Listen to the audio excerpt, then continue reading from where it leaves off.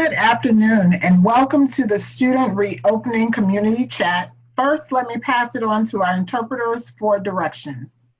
Buenas tardes y bienvenido a nuestra conversación comunitaria de reapertura. Para español, seleccione por favor el español.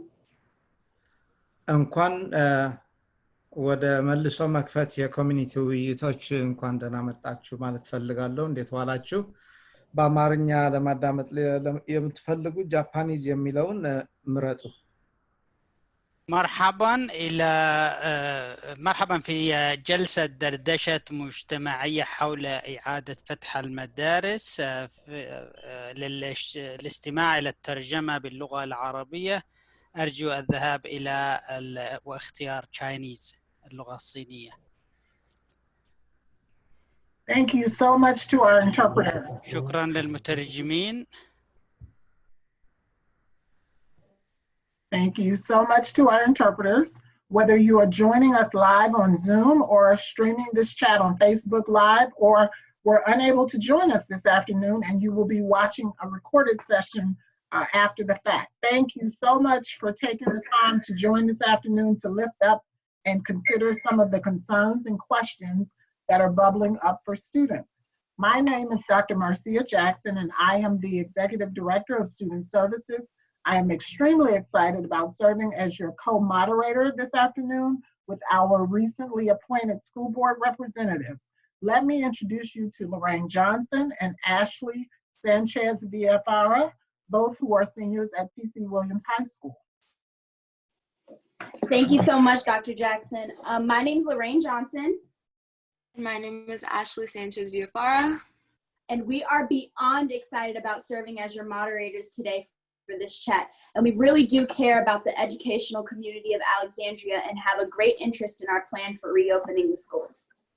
We're so grateful that you've taken the time to take the questions to attend the meeting and give a voice to the issues that you care about and are helping ACPS work towards finding potential solutions for reopening the school that reflect the needs that you guys face in the fall.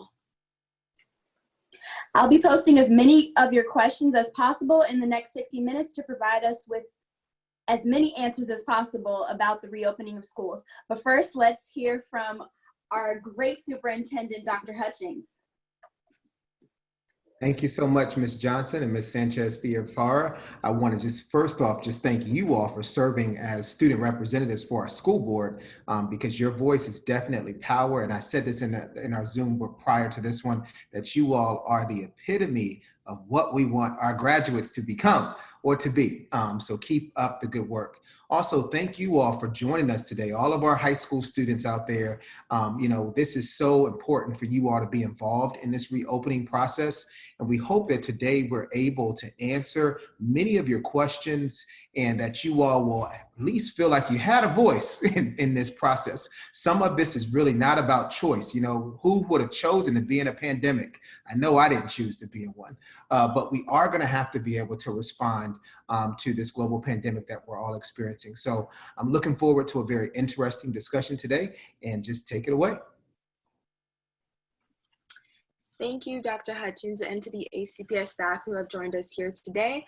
Let me introduce them briefly. So to start, Ms. Kenetra Wood, Executive Director of Alternative Programs and Equity, Mr. Daryl Sampson, Executive Director, Student Support Teams, Mr. Gregory Baldwin, School Climate and Cultural Specialist, Ms. Sherry James, Positive Behavioral Interventions and Supports, PBIS Coordinator, Dr. Stephen Wilkins, Chief of Staff, Dr. Terry Mozingo, Chief of Teaching, Learning, and Leadership, Dr. Gerald Mann, Executive Director of Instructional Support, Dr. Elizabeth Hooverts, Chief Technology Officer, Dr. Julia Crawford, Chief of Student Services and Equity, Dr. Bethany Nickerson, Executive Director of English Learner Services, Mr. Terry Werner, Executive Director of Specialized Instruction, Dr. Alicia Hart, Acting Executive Director of Facilities and Operations, and that's all. Okay. We want you guys to please feel free to post all additional questions on these topics in the Q&A box.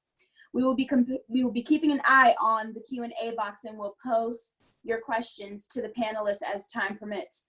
Any questions that are not answered during the live chat will be posted in the FAQ after the series of community chats have concluded. Okay, let's get started with the first question. Well, let's say ACPS does reopen schools in September. We as students can go back, right? Or are there going to be some limits? Well, that's a great question. I think that if we open our doors on September 8th for in-person instruction, the way we teach and learn and the way school operates is going to be very different than how it used to be. I think that we are at a place right now where the CDC, or the Center for Disease Control, has set clear guidelines around what we can and cannot do in order to keep our students and our staff members safe. And one of the things that we must do is to have 6 feet social distancing occur, and that we must have face coverings when we're in our schools. So if we were all to go back in the fall or on September 8th, it would be limited, meaning the number of students and staff members who are in the building at a particular period of time would be limited. And we would have to wear face coverings. And we would also have to adhere to all of our social distancing in regards to 6 feet apart and social gathering guidelines. But Dr. Crawford will be able to expand on any of that information, because I know you're chairing that committee that is talking about this very thing. Yes, excellent. As Dr. Hutchings said, we do have a cross-functional work group right now. A number of the members are on this call who are working scheduling.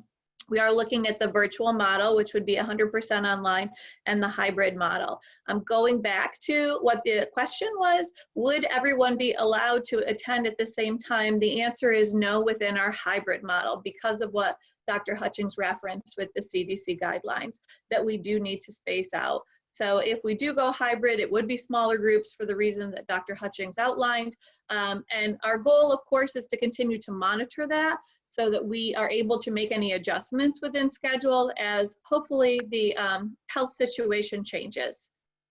So I'm going to just pause because I have my other 2 colleagues who have supported with scheduling. I know I have Dr. Mann and Mr. Sampson on the line, but in answer to the question, as much as we would want us to return to everyone in the building right now, health and safety reasons do not permit it, unfortunately. We'll continue to monitor that and move it forward, but we are looking at this as a real opportunity to be able to, if we are in person and hybrid, work in small groups to address everybody's academic, but also social emotional learning needs.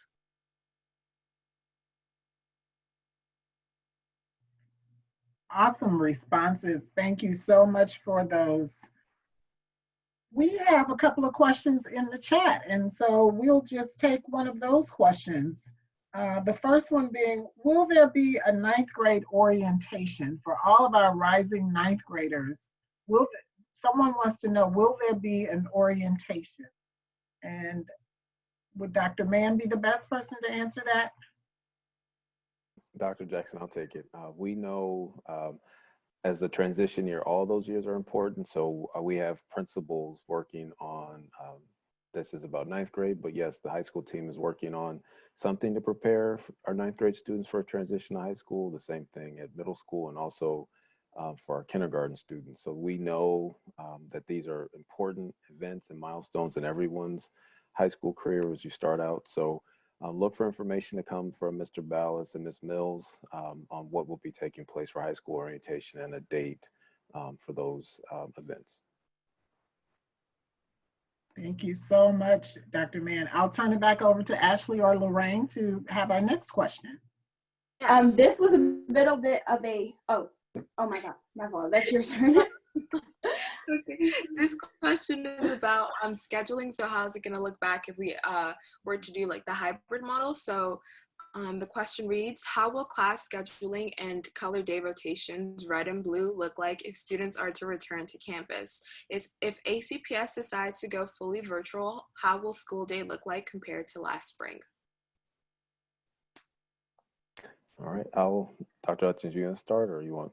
I was going to start off and I was going to send it on to you. I was going to say Dr. Mann could finalize, or Dr. Mazingo. I just wanted to start just by saying that, you know, just this week, we have this cross-functional planning team that consists of over 100 people, from teachers to staff members to students to leaders to community leaders. And just yesterday, they were able to do an activity called the Day in the Life. And it was the day in the life of a student, and the day in the life of a staff member, and the day in the life of family members, whether we had a hybrid approach or virtual learning approach. And I think that Dr. Mann could expand a little bit more about that and talk just about how things will look very different and what are some things that we're still working through. All right, thank you, Dr. Hutchins. For the hybrid schedule, if students have been seeing what we've been posting online for the school board, on a hybrid schedule, we're planning on Mondays to be a planning day. That means you'd be doing independent work or asynchronous work at home. For teachers, they'd be at school or online planning in either model. And then we'd have a group of students as we're planning and seeing what's feasible, a group A, where they'd have 2 consecutive days in the building. We haven't determined yet if we would be sticking with a red-blue schedule currently. And then there'd be a group of B, and group B, they'd be at home doing asynchronous learning. Then on Thursday and Friday, the groups would switch. Group B would be in the building and group A would be at home. In a virtual schedule, the same model, you would have Monday would be a planning day. Then you'd have blocks of classes. And so right now, for the secondary schools, they're exploring if students had 4 classes, what we call a 4x4 schedule. So trying to make it less crazy to try to manage 7 classes at once, that we would say if you had 4 classes over a semester. And so that'd be 3 classes, and then a teacher would have 4 classes. I'm sorry, I'm messing all this up. I don't know how many times I've said this, but now I can't get it out of my mouth correctly. But a 4x4 schedule to try to make it manageable for all of our secondary students. And then again, we haven't determined yet if we would be sticking with a red and blue schedule. The one thing, this question's come up in every chat. School is back in session September 8th. The state of Virginia, the Virginia Department of Education has said we are having school. So whether that is in a hybrid model or all virtual, that means we're going back to grades. You'll have assignments, you'll have tests, you'll have quizzes. So just for everyone to understand that the school day will be more than an hour. We would have live instruction. We're standardizing that across all of our schools, depending on the level, to make sure that you would have live instruction for math, all of your classes. And then also there would be recorded portions of this, but we want to make sure that everyone understands that what happened in the spring and also this summer, we've lessons learned, but we know we're going to have grades, and we know we're going to have live actual classes where it won't just be office hours, but it will actually be, if Dr. Hutchins and I were teachers, that we would be teaching and instructing you via Zoom or some platform that we may use in Canvas, our online management system. And I just have to say thank you for doing that, because I don't know about some of you out there, but that was pretty tough, trying to stay engaged somewhat with some teachers. It's not all teachers you didn't really get to interact with, and working may be hard, but not really getting a grade for for what you've done and not being assessed. So getting back to some sense of normalcy, I think is really going to help you all, even though I know some of you are probably like, oh God, we got to go back to school, especially if it's virtual, but it's definitely going to help you and prepare you for the world, because that's our job, is to get you prepared for when you leave our high school out into the world. Thank you so much. And Dr. Mann, you actually answered one of the questions that someone had asked about, will next school year actually count? And will students have grades? And yes, you will have grades, and next year will count. So that is wonderful that you were able to answer that question. We have some questions in the chat, and many of you are interested in physical activity or sports or orchestra. So I'm going to ask Lorraine if you could ask question number 4.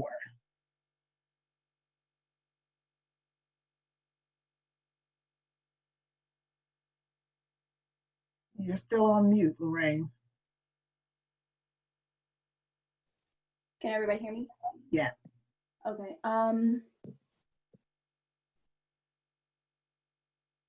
I don't see question 4 on the.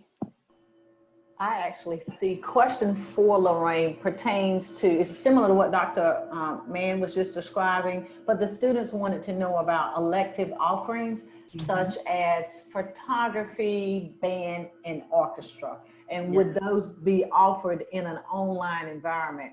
And so what I wanted to do is just, I can help add to what Dr. Mann just indicated. The scheduling team, the principals are still looking at trying to identify what electives will be available if we were to go online. Those that are at TC, you know that at TC we offered, oh gosh, how many electives? Over 200 or 300, right? Is that over 300 electives? So the next step for that team is, and principals, is to try to identify, as he said, you would still have a regular schedule, but we then have to identify what electives could be offered in an online environment.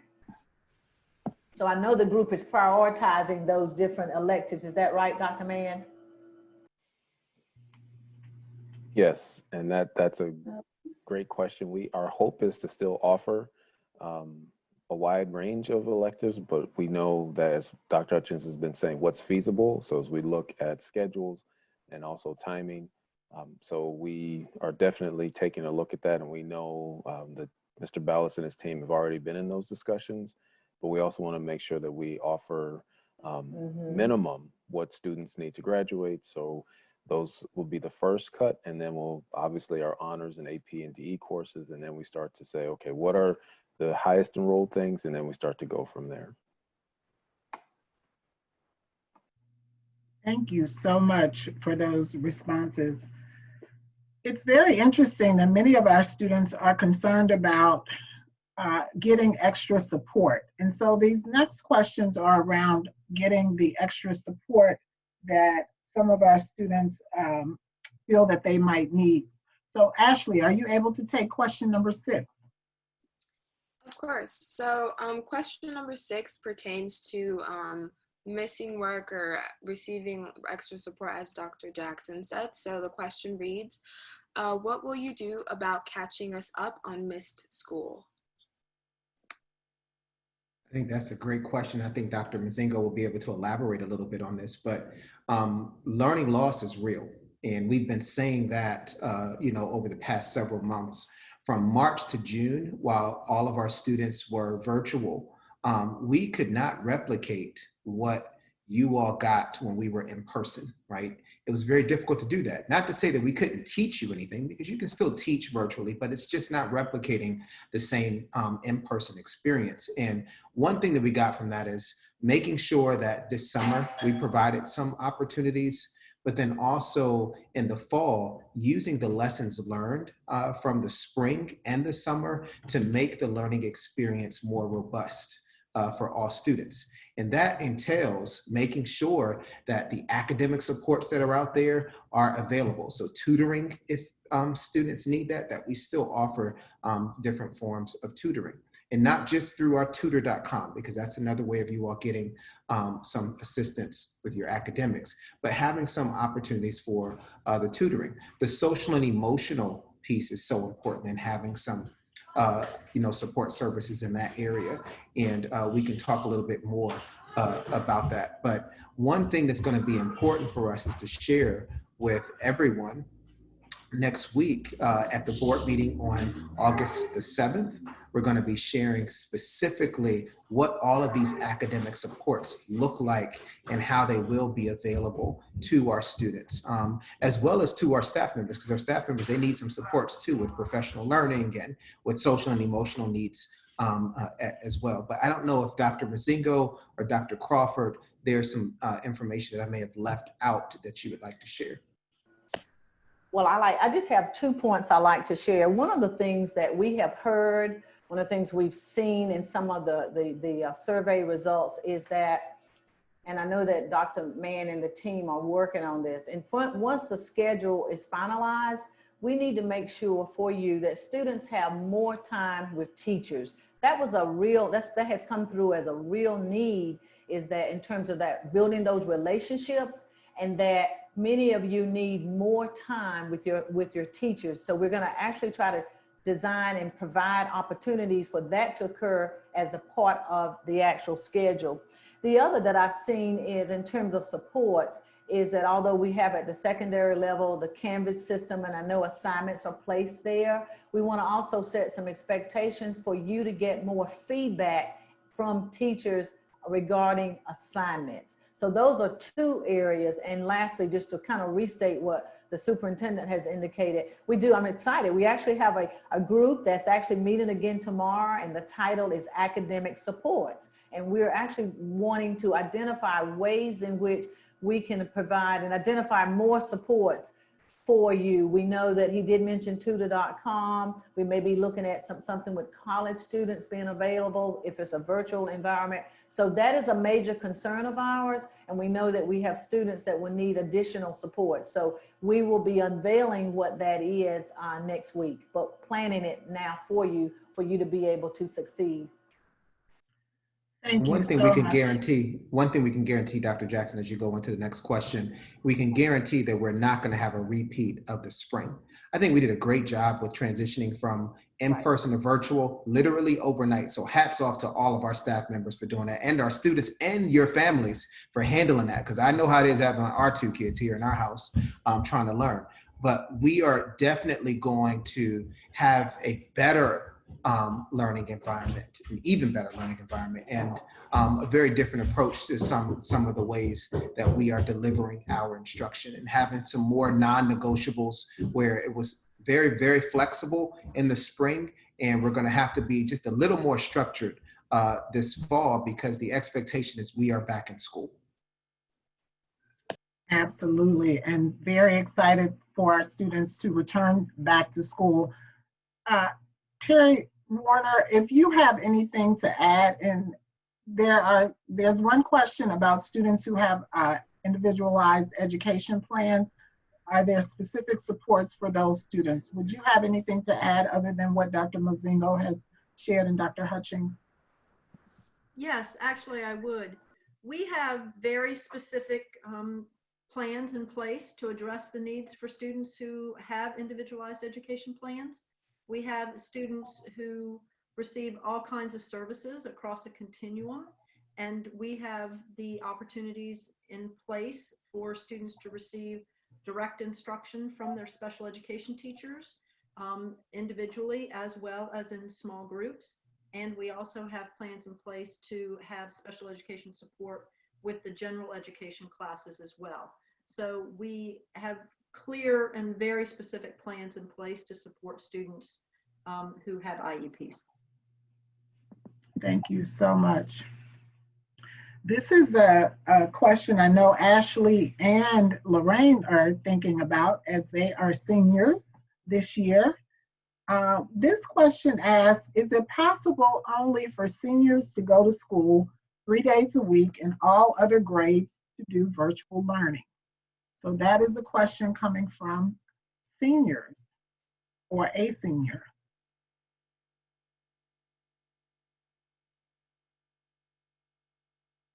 So would anyone who's worked on the scheduling team like to take that question? I'll take a stab at it. So we, in the scheduling, as I've been repeating, is we're looking at what's feasible. And so as we, to full disclosure, we have not explored the idea of only seniors coming in 3 days a week. We're looking to make sure what is the best model and what's feasible can we pull off, not only in the building, but also for transportation and safety. One question that has come up, and seniors should probably be happy about this, is can we be flexible in saying that seniors, to also then help with the elective question, do seniors only take the classes that they need? And so no decision has been made, but if you're a senior and you're on track, you only need English 12 and government. Now that may be a conversation with your parents and our superintendent and everyone else to go, wait, we want students to be fully engaged in school. And having just had a graduating senior, I would say to my daughter, I want you in school all day, but she would obviously have a different opinion. But those are the discussions that we're having, but we can definitely bring that back to the team. But that specifically, that example had not been discussed, but the one I just mentioned was discussed as far as seniors taking what they need to graduate. Thank you so much, Dr. Mann, for that response. And we know that our seniors are thinking about college and thinking about their next step. Question 8, Ashley, are you able to read that for us? Yeah, of course. So question 8 is pertains to standardized testing. So this is a question many juniors and rising seniors probably have, even myself and Lorraine. So the question reads, can we take the SAT and the ACT at TC even if the College Board creates online tests? So really, we don't really have a response for that quite yet from the College Board, but we will be able to keep our students and our students' families posted on what the College Board will be recommending for the fall administration of the SAT as well as the ACT. So more information will come in regards to those assessments. So our seniors are chiming in. They want to know what's going to happen. This is their big year. And so one additional question for seniors is, when will they have their senior pictures or yearbook? What is all of that going to look like for our seniors?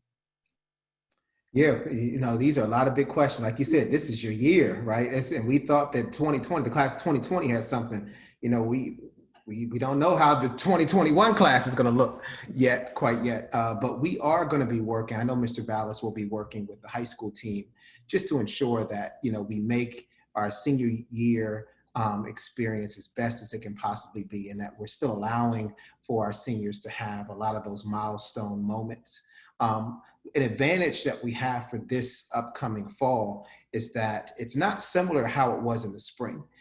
In the spring, the governor had an executive order for everything to be closed, at schools, its buildings, except for essential business. And that right now has changed. So as of right now, things could change in the fall, but as of right now, that's where it stands. So it gives us a little more flexibility than we had this spring. But you'll hear more about senior activities and pictures and things of that nature from the high school team, I'm sure, really soon.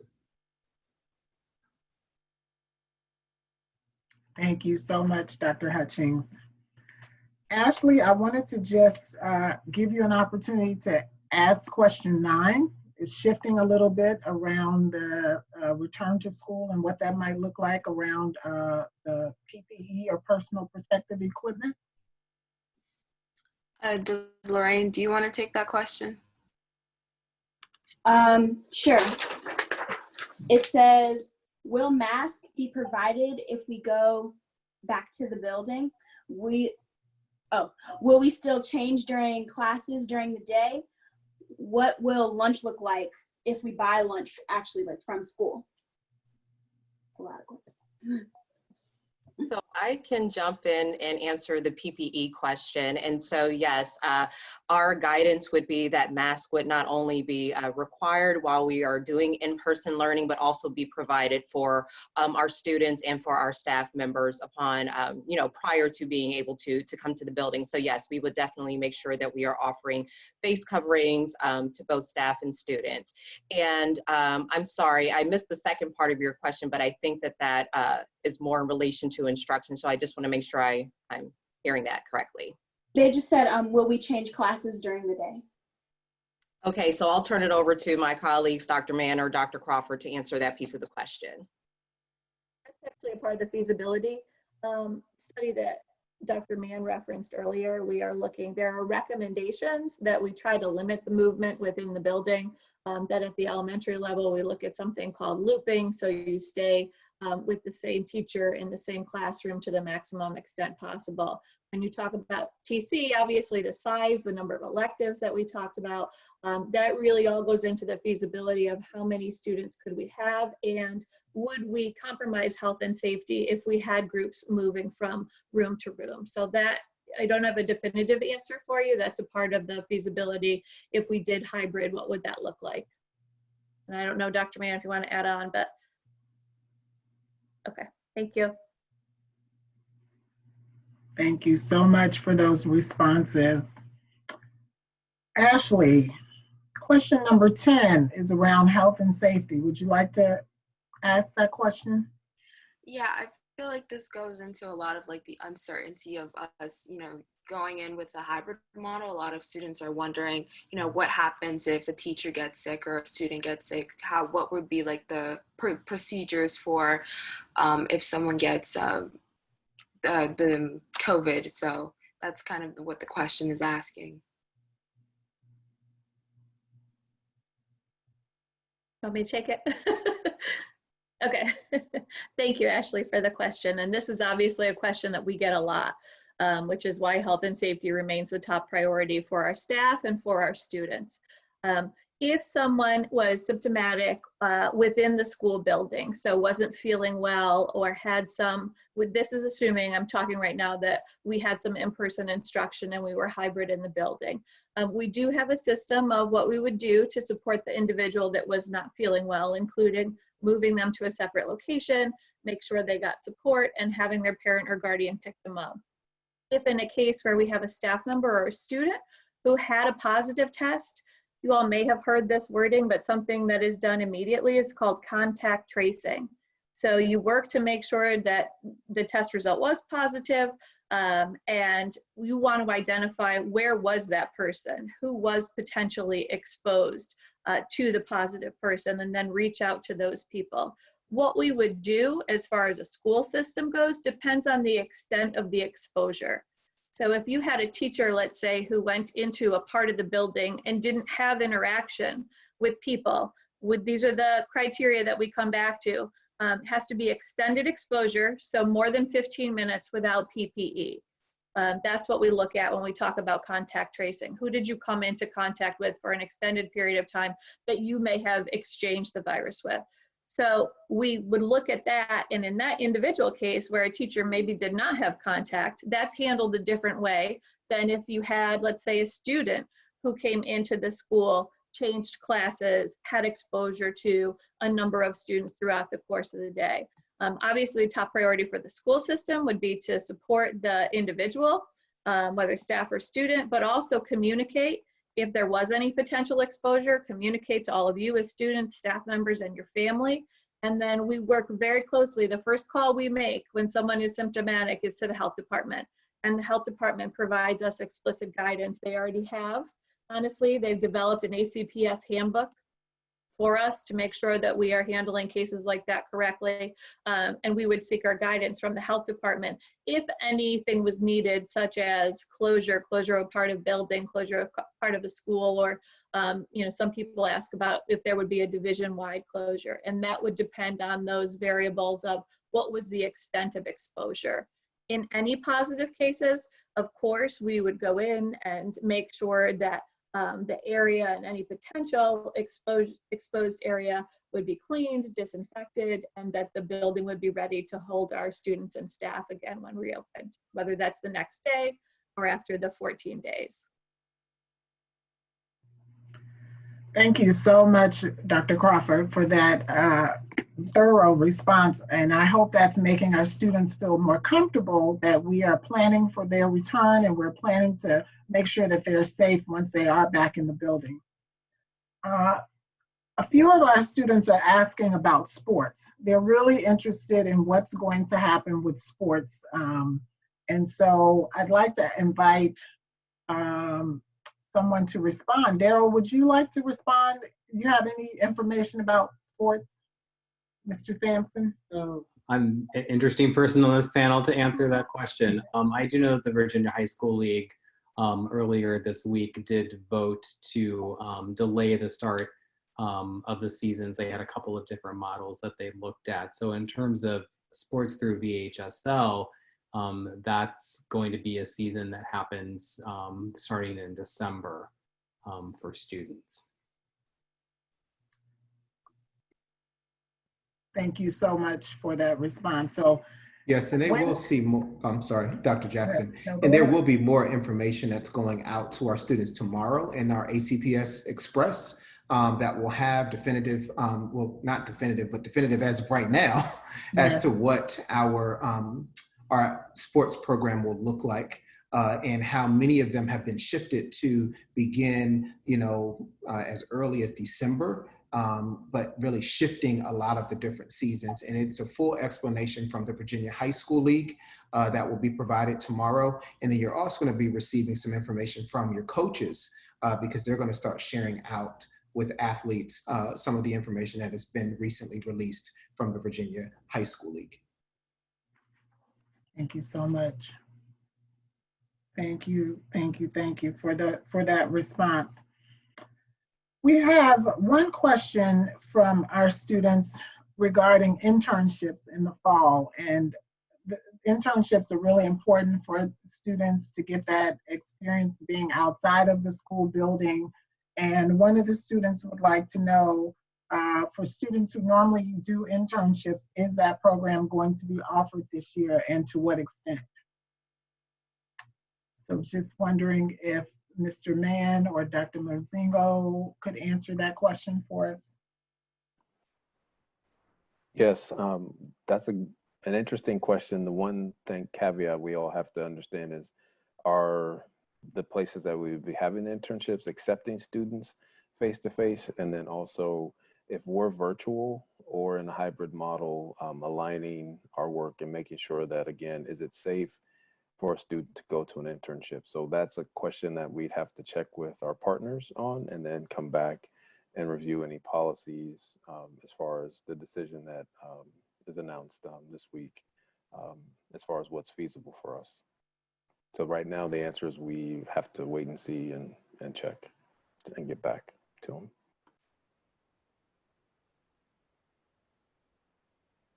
Thank you so much. I'm wondering if Ashley or Lorraine, if you have any questions that haven't been answered or haven't been asked. I actually do. On question 3, it was kind of a long question, but it's important, and I can definitely relate to this question. None of my teachers really taught during the virtual/Zoom calls. Teachers emailed out assignments at the beginning of the week, and they were due at the end of the week, but we did it by ourselves for the most part. There were no interactive teaching. Will that be different this year? Yeah, I can take that one. Yes, I can say absolutely that would be different, because that's one of those lessons that we've learned. And we know that you as students, that you need that contact and interaction with your teachers. And as was stated earlier, when the schedules are designed, this time there will be some expectations, whether it's I'm just going through this with you, whether it's a first period or a second block or a third block, but there will be these explicit expectations for you to have contact with your teachers. We are not, and that's what we've learned. We don't want to repeat what did not work. And so Dr. Mann and the principals have been working on this. And so your experiences will be very different regardless of the model. And there will be expectations for teachers to have contact with students. Thank you so much. Ashley, did you have a question that you wanted to pose to the panel? I think my question, I'm still trying to form it in my head, but it's in regards to just thinking about the equity piece with the modeling, with whether it's virtual or hybrid. So how are we going to include the equity piece and ensuring that, the students, students of color, Black students are receiving the support in whether it's, regular classes, standard, honors, AP, DE. So how are we going to ensure that those students are receiving the supports that they need and that they're feeling like they're included within the conversation? That was just a great question right there. I'm like, you were speaking up my alley. I love it when we talk about equity. I think this is really an opportunity for us as a school division to to really allow for our students to have some of these, meaning our students of color, to have some experiences in our advanced level courses, right? And this is the perfect time, I mean, for us to do that transition and to stay true to equity for all. In regards to our academic supports, you know, I mentioned this a little earlier today, we are going to be able to provide more details around what these academic supports are next week at our board meeting on August the 7th. But it is important for everyone to know that we will be providing those academic supports for all students, especially our students of color who may have some challenges with their coursework. But we will be ensuring that they have those supports so that they can be successful. But this is an opportunity, I think, for many of our Black and brown children that are not represented in our AP courses, that are not represented in a lot of our honors classes at TC Williams, and also at the middle school in regards to our honors classes, that this is a chance to, hey, you know what, take that leap of faith and try it, you know, try it at this point. And, you know, all you can do is try. And I think that we're going to make sure that you make it to the finish line. You just have to have the effort, like put forth the effort and the desire, which I know many of our young people have. And sometimes I don't know if we are giving you all the appropriate guidance, you know, in those particular areas to be successful. But I'm making a vow, especially with our newly adopted strategic plan, that practice is no more in the Alexandria City Public Schools, that we are about to empower all of our young people, especially our students who have been underrepresented in our advanced level courses. So I can talk about this one all for the rest of the time period, but I won't. I will spare the time so that we can get to some of these other questions. But thank you, Ashley, and also anyone who wrote that question out for us. Thank you for asking that. Absolutely, that was an excellent question. Thank you so much. Few additional questions. This one, I think, being a part of the Department of Student Services, I'm always thinking about how we can help our students build relationships with their teachers and what we can do to make sure that even if we are all online, we still have that human connectedness and we have those relationships that are so critical to learning and just being social. So I'm going to ask Mr. Sampson if you can just talk about some of the things that we have in place. We also have Mr. Baldwin and Ms. James on the line as well. So if you all could share, what are some of the things that we are planning for in our Department of Student Services and Student Support to help our students build those critical relationships? Sure. I think as we've been working particularly with principals over the last several weeks to develop these model schedules, regardless of whether it's a hybrid or if it's a virtual model, it's making sure that there is set aside time in the schedule specifically to build relationships, focus on social, emotional, and academic needs, and build community, you know, because we can build community with students regardless of whether they're sitting in front of us or if we're working with them virtually, you know, and, you know, both Mr. Baldwin through his restorative practices work and Ms. James through her work with behavioral supports, you know, we really want to make sure that we are providing students with opportunities to talk about, you know, where they're at right now, to connect with their peers, to connect with their teachers. And we also want to make sure that sort of the expectations that we have for students are made clear and repeated over time. And I don't know if Mr. Baldwin or Ms. James would like to add anything to that. No, you've done a great job summing it up, Mr. Sampson. But again, we want to make sure everyone knows and understand that we are serious about our commitment to ensure that relationship building still takes place. And so as we talk about restorative practices and we talk about positive behavioral interventions and supports, and also social, emotional, academic learning, we're going to be providing still those supports, building relationships and fostering community and repairing harm when it's done, and making sure that we're providing our students and staff with the social, emotional support that they need, especially during this dual pandemic of COVID-19 and institutional racism. I'll just jump in very quickly here. Thank you for the answers, talking about how we can use this as an opportunity to build our restorative practices, our PBIS programming, knowing that we are explicitly stating within the schedule. But I think an important piece to mention also is, how are we communicating with our staff members who are following up on the students that we're not hearing from? So as a classroom teacher, what am I doing to reach out to the individuals who maybe I'm not seeing or hearing from during office hours? I mean, that's a big part of the relationship, is expressing that you notice somebody's not there, you care, and you're willing to help. So I know I'll use Mr. Baldwin, or give Mr. Baldwin an opportunity to say, students don't care what you know until they know how much you care. Really, it's that piece of hearing from our students. If they weren't engaged in the spring and they didn't hear from their teachers, we have to improve on that. We have to build relationships by making sure that the students are invested in what we're doing, and that you know your teachers and your staff members are invested in you. We have our full student support teams, our school psychologists, counselors, social workers, who will be available too to help in cases of any need. So I think it's just that communication and reaching out when we don't hear from you.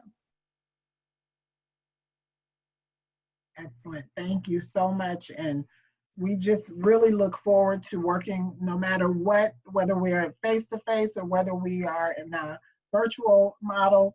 We look forward to supporting all of our students.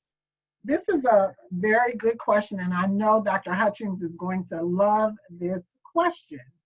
And Dr. Hutchings, the question is, why is ACPS taking so long to make a decision? I knew you would love that question. Yes, that's the $1 million question. Why is ACPS taking so long? Let me just tell you all this.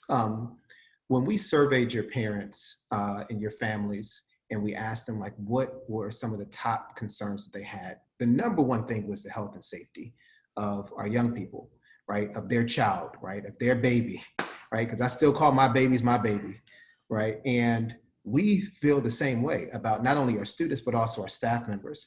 And for us to be able to make, the most feasible, or take the most feasible model and ensure that the health and safety of our students and our staff are at the top of our priority list, it takes time, right? You don't want us to impulsively make a decision that could jeopardize the health and safety of our young people. So we wanted to be very methodical and strategic with our approach to our reopening plans. And one thing that it required us to do is to really bring groups of people together. And as you all know, when you're doing, like in your classrooms, when we were in person, when you had your group sessions, you know how it gets when you have, more than 4 people in the group. It's hard to get a lot of stuff done. Well, just imagine having 100+ people working on different teams. It took us, some time to really grapple with, like, what does it look like to reopen our schools? What are the implications for reopening our schools? What are some of the constraints? We needed to get feedback from our community. We had to hear from our families. We had to hear from our staff members. That also took time, and then we also had to make sure that whatever decision, we were going to end up making, that it was aligned with our strategic plan. And that's ensuring equity for all, not equality. Not everybody gets the same things, but what is it that we need to provide some of our students, based on what they need, and meeting them where they are, and not assuming that everybody's at the same place. So really, that's why it just took a little more time. This Friday, we're going to be able to share out with our community and our school board and our staff around what model is most feasible, right? Not the model that Dr. Hutchings wants, not the model that we think is the best in the world, right? Because there really is no right and wrong in this particular situation, because we've never been in this situation before. But what we can definitively talk about is what's feasible based on our transportation, based on meeting the CDC guidelines, based on our finances, based on our staffing, all of these different specific areas that we're using to determine what's feasible. And then next week, which is our board meeting, which I ask you all, we talk about your voice is power all the time. I use that expression all the time, and I've been using it for several years prior to this whole race relations movement that's happening right now.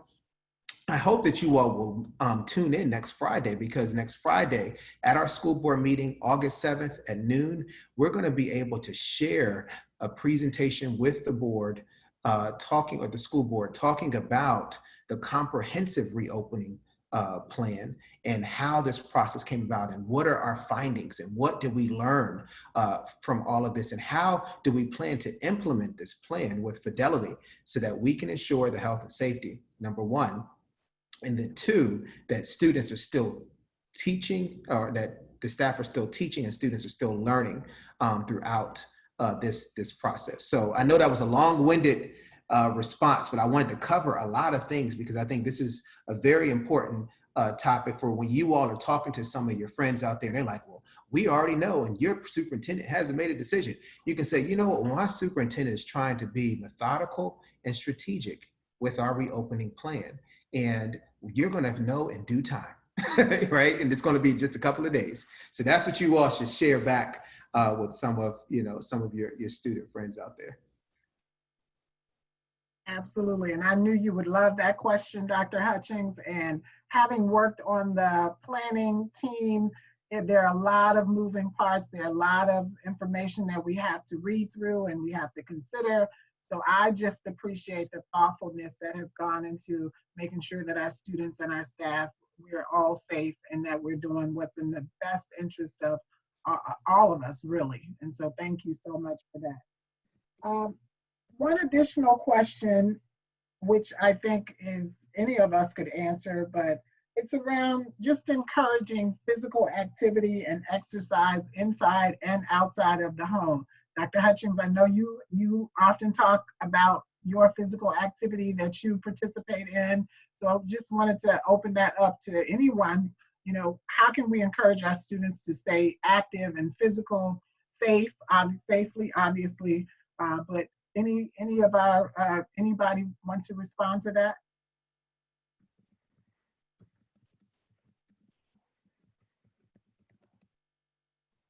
So I'll call on Dr. Crawford. Thank you. This is a great question. And I bet it's something that every single person on this Zoom call struggle with right now.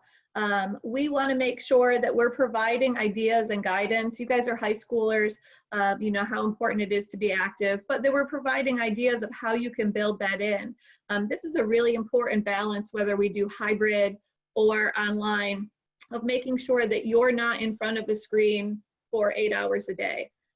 That you build breaks in, that you're doing things to be healthy and safe, whether it's a walk, whether you're an athlete, maintaining your training for when that season does come up in the winter or spring, but really making sure that you're giving yourself brain breaks. And what we can do in addition to just providing sample schedules or things like that is also, that goes along with reminding our teachers about that. So if you are in a longer class, take a pause. If you're the teacher, have a stand and stretch, do things that are not necessarily focused straight up on the computer.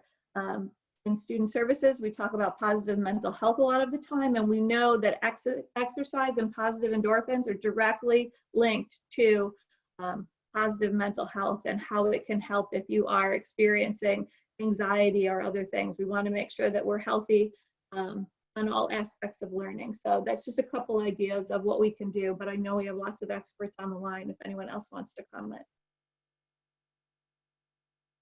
Well, I wanted to just add, I know that as we continue to, revise and update the curriculum, we were discussing just recently about, how your teachers can develop videos, and as a part of those videos could be dance. We can have dance opportunities. We can have some yoga opportunities. We already have some of that built into the curriculum now, but we are actually looking at some additional ways to provide more opportunities in those areas.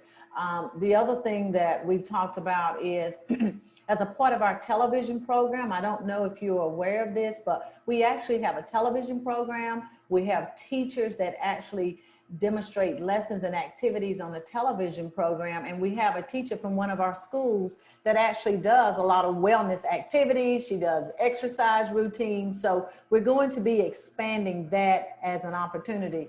And Dr. Crawford, I think just like you said, it's just getting up and stretching occasionally. We've even talked about, even in the actual schedule, to provide some breaks in there where there may be a lesson from a teacher on a topic, but then have a 5-minute break and kids are doing some form of exercise and then come back together. So we're going to try to make sure we build these schedules to facilitate more wellness activities for our students. So that's a great question for all of us, for sure.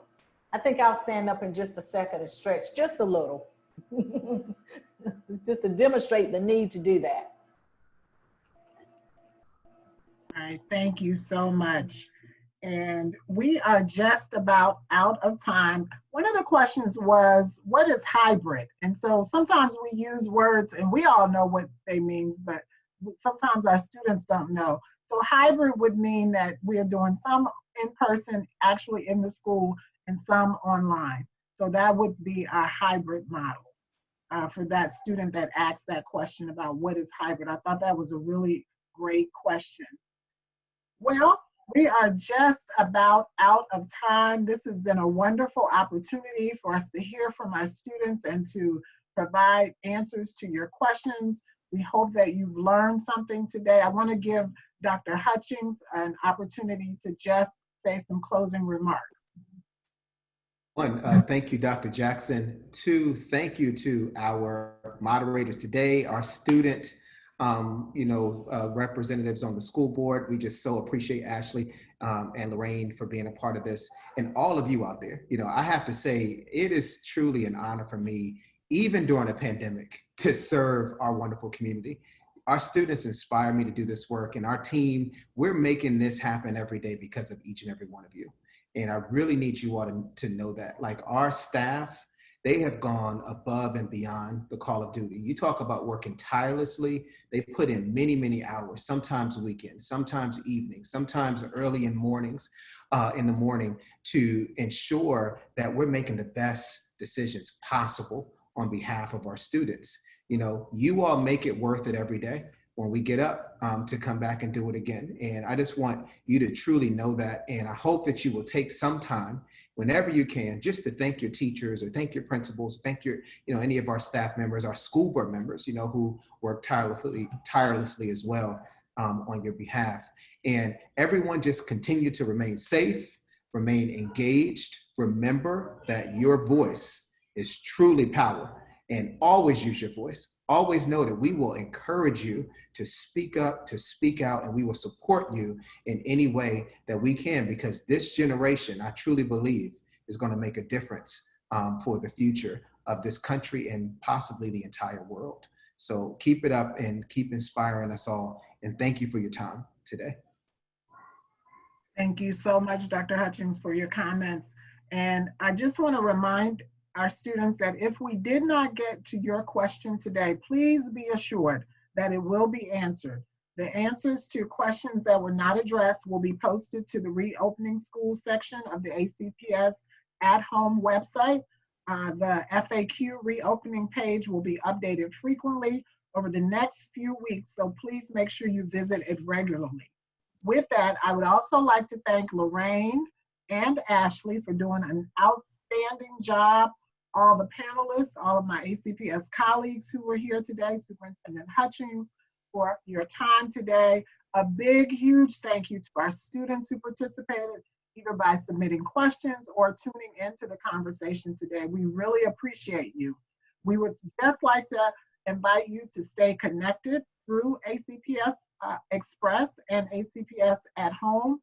During this critical time, we will be sharing more details about reopening over the next couple of weeks. The final plan will be presented, as Dr. Hutchings said, to the school board on August 7th. So we hope that you will tune in, and the details of what that means for our staff, our students, and our families will be shared with the community by August 14th. So thank you for your participation, and please have a great evening. I want to also thank all of our interpreters. We really appreciate you for being here and offering our students, all of our students and families, the opportunity to participate. Have a wonderful evening. Thank you. You're welcome.